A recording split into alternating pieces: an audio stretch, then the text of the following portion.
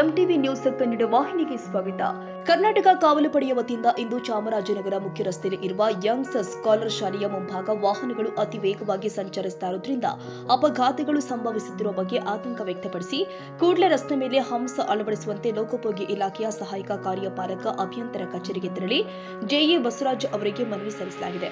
ಈ ಸಂದರ್ಭದಲ್ಲಿ ಕಾವಲು ಪಡೆಯ ತಾಲೂಕು ಅಧ್ಯಕ್ಷರು ಆದ ಎ ಅಬ್ದುಲ್ ಮಾಲಿಕ್ ಮಾತನಾಡಿ, ರಸ್ತೆಯಲ್ಲಿ ಹಂಸ ಇದ್ರೂ ಕೂಡ ಇಲ್ಲದಂತೆಯೇ ಇದ್ದು ಶಾಲೆಯ ಮಕ್ಕಳ ಸುರಕ್ಷತೆಗೆ ತಕ್ಷಣವೇ ಸೂಕ್ತ ಹಂಸ ಹಾಕಬೇಕು, ತಾತ್ಕಾಲಿಕವಾಗಿ ಬ್ಯಾರಿಕೇಡ್ಗಳನ್ನು ಅಳವಡಿಸಬೇಕು ಅಂತ ಒತ್ತಾಯಿಸಿದರು.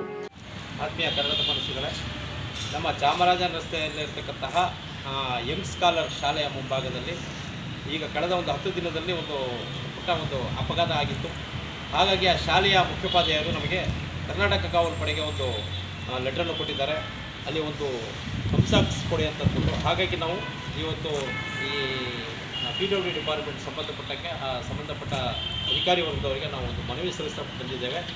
ಎಲ್ಲಿ ಅಪಘಾತ ಆಗ್ತದೆ ಅಲ್ಲಿ ಆ ಜಾಗದಲ್ಲಿ ಒಂದು ಹಂಸ ಹಾಕಬೇಕು.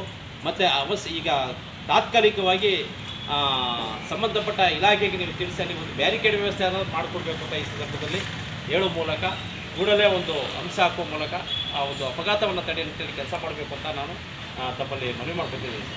ಈ ವೇಳೆ ಟೌನ್ ಉಪಾಧ್ಯಕ್ಷರು ಆದ ಸಾದಿಕ್ ಪಾಷಾ, ಕನ್ನಡ ಪರ ಹಿರಿಯ ಹೋರಾಟಗಾರರು ಆದ ಬ್ರಹ್ಮಾನಂದ ರಾಮೇಗೌಡ ಹಾಗೂ ಟೌನ್ ಸಂಚಾಲಕರು ಆದ ಮಿಮಿಕ್ರಿ ರಾಜು ಉಪಸ್ಥಿತರಿದ್ದರು. ತಾಜಾ ಸುದ್ದಿಗಾಗಿ ಎಂಟಿವಿ ನ್ಯೂಸ್ 24/7ಗೆ ಸಬ್ಸ್ಕ್ರೈಬ್ ಮಾಡಿ ಮತ್ತು ಬೆಲ್ ಐಕಾನ್ ಅನ್ನು ಒತ್ತಿ. ತಪ್ಪದೇ ಲಿಂಕ್ ಶೇರ್ ಮಾಡಿ.